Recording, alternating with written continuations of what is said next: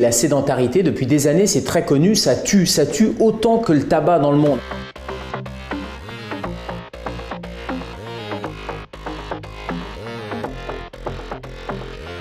La sédentarité, la définition, c'est bouger moins de 30 minutes par jour. Le matin, on prend le petit déjeuner assis, on prend sa voiture ou les transports en commun assis, on va au bureau, on est assis, surtout que les transports en commun ou la voiture, on l'a garée au pied du bureau. À midi, on va faire une pause qui est assise et donc au fil de la journée, on a passé 8 heures en position sédentaire.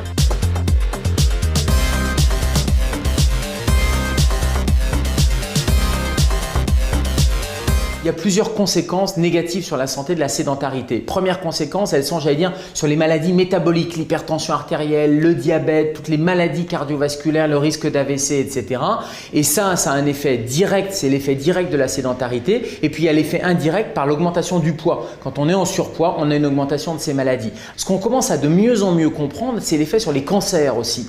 Augmenter sa sédentarité, c'est malheureusement augmenter le risque de cancer. Cancer digestif, le cancer du côlon, cancer gynécologique aussi. Et pourquoi? Les études sont en train de montrer que ça a un effet sur les chromosomes. C'est-à-dire que le fait de rester assis raccourcit les chromosomes, l'extrémité des chromosomes qu'on appelle les télomères. Et puis il y a un troisième effet qui pourra expliquer en partie les maladies neurodégénératives, Alzheimer, les maladies de Parkinson. On voit que ça a un effet négatif sur les maladies du système neurologique et donc la sédentarité augmente le risque de maladie d'Alzheimer.